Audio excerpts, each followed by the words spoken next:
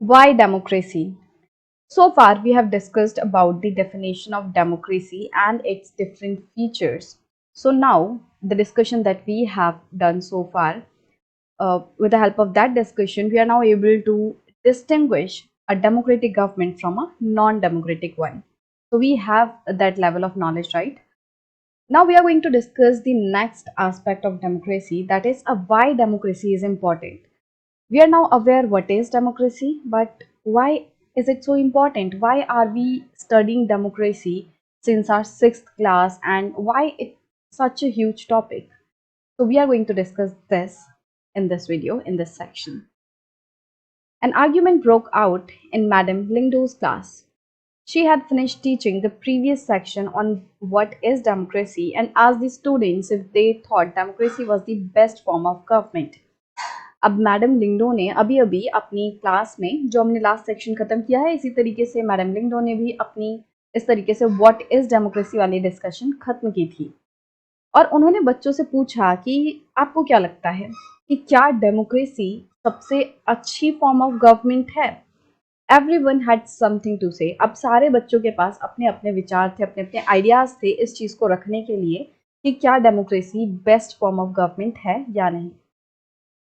तो इस वीडियो में अभी हम मेरिट्स, मतलब कि डेमोक्रेसी के फ़ायदे के बारे में बात करेंगे कि क्या क्या आर्ग्यूमेंट्स हो सकते हैं डेमोक्रेसी के फ़ायदे में।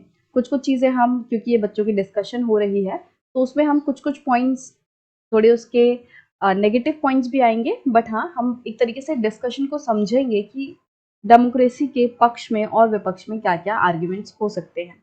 और नेक्स्ट वीडियो में फिर हम इसके डीमेरिट्स या फिर जो नेगेटिव पॉइंट्स हैं डेमोक्रेसी के, वो मेनली डिस्कस करेंगे। तो Yolanda, we live in a democratic country, all over the world people want democracy. तो योलांडा बोलती है कि हम एक डेमोक्रेटिक कंट्री में रहते हैं और पूरे दुनिया भर में जितने भी लोग हैं, मतलब ज़्यादातर लोग, वो भी एक डेमोक्रेसी ही चाहते हैं। Countries that were not democratic earlier are becoming democratic now. और ऐसे देश जो पहले डेमोक्रेटिक नहीं थे, अब वो भी डेमोक्रेसी बन रहे हैं, अब वो भी, उनके देश में भी डेमोक्रेटिक गवर्नमेंट आ रही है। All great people have said nice things about democracy. और जितने भी बड़े लोग हैं उन्होंने सिर्फ अच्छी बातें बोली है, मतलब कि डेमोक्रेसी के बारे में काफ़ी अच्छा अच्छा बोला हुआ है। Isn't it obvious that democracy is the best. तो मतलब ये साफ जाहिर नहीं है कि जो डेमोक्रेसी है वो बेस्ट है। Do we need to debate this, कि क्या हमें ये बात डिबेट करने की ज़रूरत भी है। तो योलांडा के हिसाब से कि भाई दुनिया भर में डेमोक्रेसी छा रखी है, every one want a democracy country, democratic country. और जो देश पहले डेमोक्रेटिक नहीं थे, अब वो भी डेमोक्रेटिक बन रहे हैं। तो मतलब योलांडा के हिसाब से ये जो डिबेट है इसकी ज़रूरत है ही नहीं, क्योंकि जितने भी बड़े बड़े लोग हैं वो भी डेमोक्रेसी को अच्छा बताते हैं। तो फिर इसमें डाउट ही क्या है योलांडा के हिसाब से कि डेमोक्रेसी बेस्ट नहीं है। मतलब this is very clear as per Yolanda that democracy is the best. Now Tangikni, but Lingdo madam had said we should not accept something just because it is famous. अब हमने chapter की शुरुआत में ही पढ़ा था कि किस तरीके से हमें सुनी सुनाई बातों पे या फिर जो सब लोग कह रहे हैं उस पे हमें आंख बंद करके विश्वास नहीं करना चाहिए। तो यही चीज़ संगीतनी जो है वो भी कह रही हैं कि हमें लिंगडो मैडम ने बोला था कि क्योंकि सब लोग कोई बात बोल रहे हैं, ज़रूरी नहीं वो बात सही ही हो। हमें खुद का दिमाग लगाना पड़ेगा, हमें खुद की अंडरस्टैंडिंग बनानी होगी, खुद से डिसीजन लेना होगा कि क्या वो बात सच में सही है या नहीं। तो ज़रूरी नहीं कि सारे बड़े लोग अच्छी अच्छी बात बोल रहे हैं उसके बारे में, या फिर सारे लोग डेमोक्रेसी चाह रहे हैं इसका मतलब डेमोक्रेसी अच्छी ही है। Isn't it possible that everyone is following the wrong path. ऐसा भी तो हो सकता है ना कि सारे लोग गलत पाथ पे जा रहे हों, सारे लोग गलत हों। Jenny, yes, it actually is a wrong path. अब जेनी बोलती है कि हाँ भाई, डेमोक्रेसी तो बकवास है, ये बिल्कुल भी सही चीज़ नहीं है। What is democracy brought to our country. Democracy क्या लाई है हमारे देश में। 7 decades of democracy and there is so much poverty in the country. 70 साल, 7 दशक जो हैं वो हमारे देश को आज़ाद हुए हो चुके हैं, और हमारे देश में डेमोक्रेसी क्या ही लाई है। अभी भी इतनी ज़्यादा पॉवर्टी है, देश को आज़ाद हुए 75 साल हो चुके हैं और अभी भी हमारे देश में बहुत ज़्यादा गरीबी है। पॉवर्टी मतलब गरीबी है। Ribiang, but what has democracy got to do with it. तो रिबियांग बोलती हैं कि बट गरीबी और डेमोक्रेसी का क्या ही लेना देना। Do we have poverty because we are democratic, और do we have poverty despite being a democracy.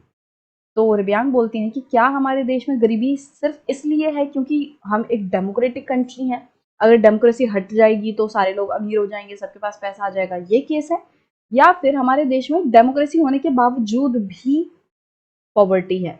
तो ये दोनों चीजें मतलब सुनने में बहुत ही कंफ्यूजिंग सी लग रही हैं, बट हाँ there is a difference what Ribiang is saying. वो कह रही हैं कि ऐसा जरूरी नहीं है कि जो गरीबी है वो डेमोक्रेसी की वजह से ही हो। हाँ, हमारे देश में डेमोक्रेसी के बावजूद भी गरीबी है, ये तो बात ठीक है कि हमारे देश में डेमोक्रेसी है और उसके बाद भी हमारे देश में गरीबी है, बट गरीबी इसलिए है क्योंकि डेमोक्रेसी है, तो वो चीज़ सही नहीं होगी कहनी। Jenny, what ever, how does it make a difference? तो जेनी बोलती है कि क्या ही फर्क पड़ता है। बात तो ये है कि देश में गरीबी है। The point is that this can't be the best form of government. तो जेनी के हिसाब से डेमोक्रेसी जो है वो सही फॉर्म ऑफ गवर्नमेंट नहीं हो सकती, मतलब सबसे अच्छी फॉर्म ऑफ गवर्नमेंट नहीं हो सकती। Democracy is all about chaos. तो जेनी के हिसाब से डेमोक्रेसी जो है वो सिर्फ और सिर्फ केओस है, बस हर तरफ एकदम खिचड़ी पकी हुई है, हर तरफ एकदम कंफ्यूजन है, कुछ भी सही से नहीं है, अव्यवस्थित है। Instability, corruption and hypocrisy. तो वो कहते हैं कि डेमोक्रेसी केओस मतलब कि अव्यवस्था है, कंफ्यूजन है। इंस्टेबिलिटी मतलब कि कोई भी चीज स्टेबल नहीं है, स्थिर नहीं है, आज कुछ है कल कुछ और है, बहुत जल्दी जल्दी चेंजेस होते हैं। करप्शन है, बहुत सारे लोग करप्ट हैं, यहाँ पे घूसखोरी चलती है। हिपोक्रेसी, हिपोक्रेसी मतलब कि आप कह कुछ रहे हैं और कर कुछ रहे हैं, एक तरीके से ढोंग होता है, यहाँ पे पाखंड होता है। तो ऐसा जेनी का मानना है। Politicians fight among themselves. यहाँ पे जितने भी पॉलिटिशियंस होते हैं वो सिर्फ आपस में ही लड़ते रहते हैं और किसी को भी देश की परवाह नहीं है। Who cares for the country? Paimin, so what should we have instead? तो पाइमिन बोलते हैं जेनी से और वैसे इन जनरल सबसे कि अगर डेमोक्रेसी अच्छी नहीं है तो फिर हमें इसके अलावा और कैसी गवर्नमेंट चाहिए? क्या हमारे देश में और अलग होना चाहिए? Go back to the British rule. क्या हमें फिर से ब्रिटिश रूल वाला जो सिस्टम है वो ला देना चाहिए? क्या हमारे देश में ब्रिटिशर्स रूल करें वो सबसे सही है? Invite some kings to rule this country, या फिर हमें किसी राजा को बुला लेना चाहिए हमारे देश में रूल करने के लिए, राज करने के लिए? तो ऐसा पाइमन कहते हैं कि मतलब और क्या करें, डेमोक्रेसी सही नहीं है तो फिर और क्या करें? Rose, I don't know, I think what this country needs is a strong leader, someone who does not have to bother about elections and parliament. रोज कहते हैं कि मुझे नहीं पता कि डेमोक्रेसी नहीं तो और क्या होना चाहिए, बट मुझे ऐसा लगता है कि हमारी कंट्री को एक बहुत ही ज़्यादा स्ट्रॉन्ग लीडर की ज़रूरत है, कोई ऐसा जिसको कि इलेक्शंस और पार्लियामेंट इन सब के बारे में टेंशन ना लेनी पड़े, इन सब के झंझट में उसे ना पड़ना पड़े। One leader should have all the powers. अब रोज कहती है कि एक ही लीडर के पास सारी पावर होनी चाहिए। He should be able to do whatever is needed in countries interest. और उसके पास इतनी पावर होनी चाहिए कि वो सारी चीज़ें कर सके जो कि कंट्री के फायदे में है, जो कि कंट्री के लिए ज़रूरी है। That alone can remove corruption and poverty from this country. और रोज के हिसाब से सिर्फ ऐसा स्ट्रॉन्ग लीडर जिसके पास सारी पावर है, सिर्फ यही सिस्टम जो है वो करप्शन को और पॉवर्टी जैसी चीज़ों को हमारे देश से हटा पाएगा। Someone shouted, that is called dictatorship. अब जैसे ही रोज ने अपनी ये बात खत्म की तो किसी ने पीछे से बोला कि ये डिक्टेटरशिप है, कि रोज जिस फॉर्म ऑफ गवर्नमेंट की बात कर रही है वो डिक्टेटरशिप है, तानाशाह वाली गवर्नमेंट हो गई कि जिसमें एक पर्सन सारी पावर को होल्ड किए हुआ है और वो अपनी मर्जी से कुछ भी कर सकता है।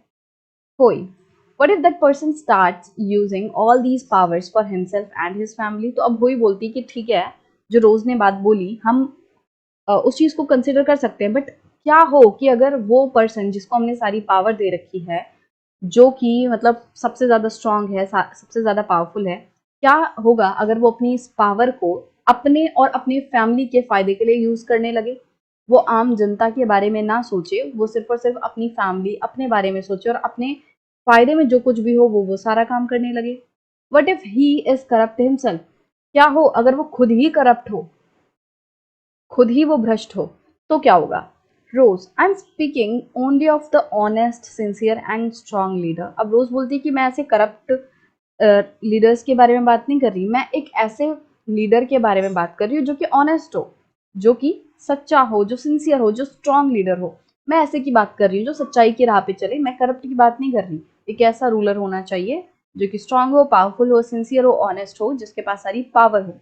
ऐसे लीडर की बात करती है रोज। Hui, but that is not fair. You are comparing a real democracy with an ideal dictatorship. तो वही बोलती है कि तुम एक रियल डेमोक्रेसी को, मतलब कि जो लोकतंत्र है उसको तुम एक डिक्टेटरशिप से कंपेयर कर रही हो, एक प्रॉपर डिक्टेटरशिप से, एक तानाशाह वाली गवर्नमेंट से कंपेयर कर रही हो, और ये कंपैरिजन सही नहीं है. डेमोक्रेसी बहुत अलग है, वो लोगों का रूल है, और डिक्टेटरशिप सिर्फ एक आदमी सारे लोगों पे रूल करेगा. तो there is a very big difference between both. And as per Hui, this comparison is not fair. We should compare an idol with an idol and the real with the real. और हमें एक idol को, मतलब जो सही चीज है उसे हमें सही के साथ कंपेयर करना चाहिए, हमें असली चीज को असली चीज के साथ कंपेयर करना चाहिए. Go and check the record of dictators in real life. जाओ और जितने भी डिक्टेटर्स हैं उनके रिकॉर्ड को तुम चेक करो, उनके पास्ट को तुम चेक करो कि डिक्टेटर्स वाला जो टाइम है वो कैसा रहा है. जिन कंट्रीज में डिक्टेटर्स रहे हैं या पास्ट में जिन कंट्रीज में डिक्टेटर्स थे, उनके पूरा सिस्टम कैसे चल रहा है तुम जाके चेक करो. They are most corrupt, selfish and brutal. और होई के हिसाब से जितने भी डिक्टेटर्स हैं वो सबसे ज़्यादा भ्रष्ट होते हैं, सबसे ज़्यादा सेल्फिश होते हैं, वो सिर्फ अपने बारे में सोचते हैं, और ब्रूटल होते हैं. वो अपना जो भी उन्हें करना है उसको करने के लिए वो किसी भी हद तक जा सकते हैं, अत्याचार भी कर सकते हैं लोगों पे. It is just that we don't get to know about this. बस बात इतनी सी है कि जो भी कुछ गलत ये तानाशाह करते हैं, डिक्टेटर्स करते हैं, हमें उसके बारे में पता नहीं चलता, क्योंकि वो जो तानाशाह है वो अपनी ये जो गलत काम है उन्हें बाहर जाने ही नहीं देता. And what is worse, you can't even get rid of them. और सबसे बुरी बात तो ये है कि अगर तानाशाह आ गया है तो अब तुम उसे हटा नहीं सकते. जब इलेक्शंस होते हैं तो हमें पता होता है कि कोई गवर्नमेंट आ गई है तो वो 5 साल तक रहेगी, और अगले इलेक्शंस में हम उस गवर्नमेंट को हटा सकते हैं अगर वो गवर्नमेंट हमें पसंद नहीं आई.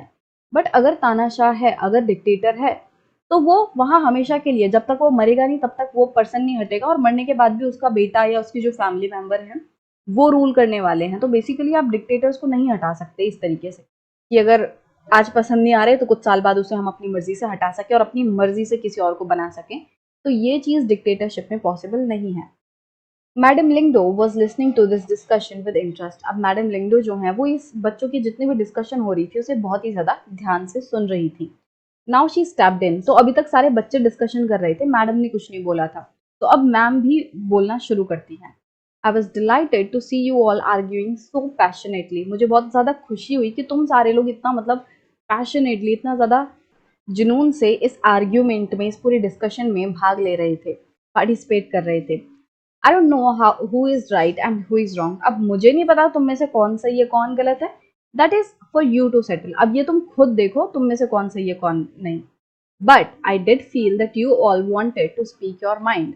बट मुझे एक चीज जरूर पता चली, एक चीज मुझे समझ आई कि हाँ, तुम सारे लोग अपने दिल की बात बोलना चाहते थे. जो भी आपके दिमाग में या जो भी आप सोच रहे थे वो सब आप बोलना चाह रहे थे. You may have felt very bad if someone tried to stop you or if someone punished you for saying what you felt.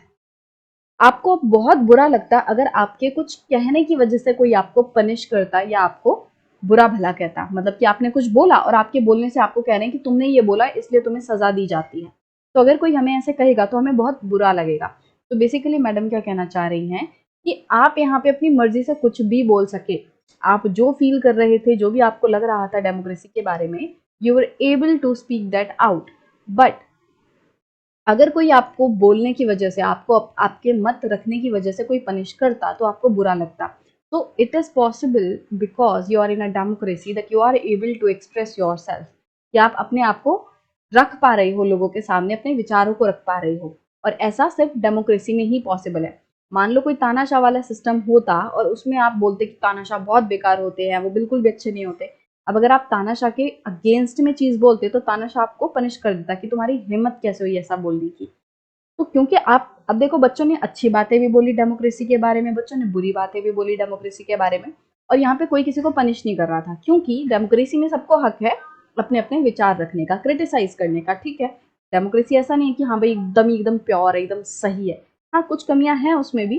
तो सब लोग यहाँ पे फ्रीली अपने अपने विचार रख पा रहे थे. तो ये एक डेमोक्रेसी का बहुत अच्छा फीचर है.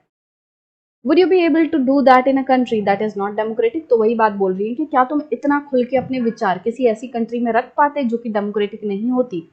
Is that a good argument for democracy? क्या आपको नहीं लगता कि ये एक अच्छा आर्ग्यूमेंट है डेमोक्रेसी के पक्ष में कि हाँ, एक डेमोक्रेटिक कंट्री में आप इतने आज़ाद हो कि आप अपने आइडियाज़, अपने जो आपकी थिंकिंग है, अपने थॉट्स हैं, उनको आप लोगों के सामने फ्रीली एक्सप्रेस कर सकते हो। तो एक बार हम समराइज कर लेते हैं कि क्या क्या पॉजिटिव पॉइंट्स हैं, because anyways we are going to discuss the arguments against democracy in the next video. तो अच्छी अच्छी बातें ये हैं कि हाँ भाई, डेमोक्रेसी में सबसे पहली बात तो as the definition says that it's a people's government. Basically people are ruling themselves, जो लोग हैं वो खुद पे राज कर रहे हैं, तो मतलब ये लोगों की गवर्नमेंट है। तो सबसे बेस्ट पॉइंट ये है कि people are participating in decision making इधर डायरेक्टली और इनडायरेक्टली, कि चाहे डायरेक्टली चाहे इनडायरेक्टली लोग डिसीजन मेकिंग में पार्टिसिपेट करते हैं डेमोक्रेसी में। I know these points are not there in this debates of these students, but yes, we know through definition that a democracy is something that allows people to participate in decision making.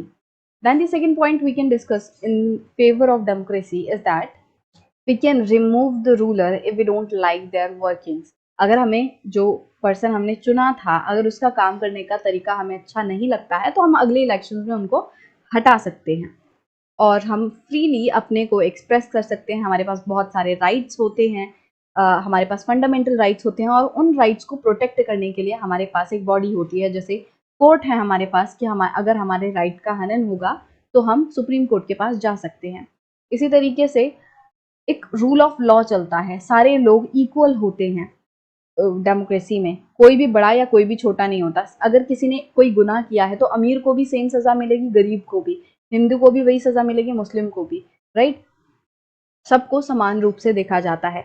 तो these were some of the positive points of democracy. I know there are many more, but yeah for now to summarize this we can jot these points. और आप छोटा सा para जो है आपके exam में लिख सकते हो कि डेमोक्रेसी के क्या क्या फायदे हैं। Basically everything in the definition of democracy is it's positive point. ये लोगों का रूल है, इलेक्शंस होते हैं, और जो भी हमने डेफिनेशन में पढ़ा था ना कि ये रूलर कैसा होता है जो इलेक्ट होके आता है और उसके पास डिसीजन मेकिंग की पावर होती है, वो मतलब वो रूलर होता है जो कि इलेक्ट होके आया है और वो अल्टीमेट डिसीजन लेता है। इसके अलावा फ्री एंड फेयर इलेक्शंस होते हैं, क्योंकि अगर डेमोक्रेसी है तो हम ये उम्मीद करेंगे कि मतलब अगर हम किसी कंट्री को डेमोक्रेटिक कंट्री कह रहे हैं तो इसका मतलब हमने पहले ये फीचर्स जो है वो चेक कर लिए हैं कि वहाँ पे फ्रीली एंड फेयरली इलेक्शंस होते हैं। तो ये भी एक पॉजिटिव पॉइंट है कि वहाँ पे फ्रीली एंड फेयरली इलेक्शंस हो रहे हैं, वहाँ पे रूल ऑफ लॉ है, वहाँ पे फंडामेंटल राइट्स हैं, उनकी प्रोटेक्शन की जा रही है। सो ऑल दीज पॉइंट्स आपके पॉजिटिव में चले जाएंगे। अगर आपको और भी कुछ याद नहीं है तो आप बस अपनी डेफिनेशन को समझ लेना। आपको एक डेफिनेशन, वो जो सिंपल सी डेफिनेशन है उसको याद करना है, और उसी में आपके सारे फीचर्स हैं, उसी में आपके सारे पॉजिटिव पॉइंट्स भी हैं। तो आपको बहुत ज़्यादा सोचने की ज़रूरत नहीं है, डेफिनेशन को याद कर लोगे तो सब कुछ अपने आप याद आता जाएगा, क्योंकि रट्टा तो हमें लगाना नहीं है, हमने सारी चीज़ें एक एक करके समझी हैं। तो आपको समझने के बेसिस पे आसानी से आप एग्जाम में सारी चीज़ें लिख पाओगे।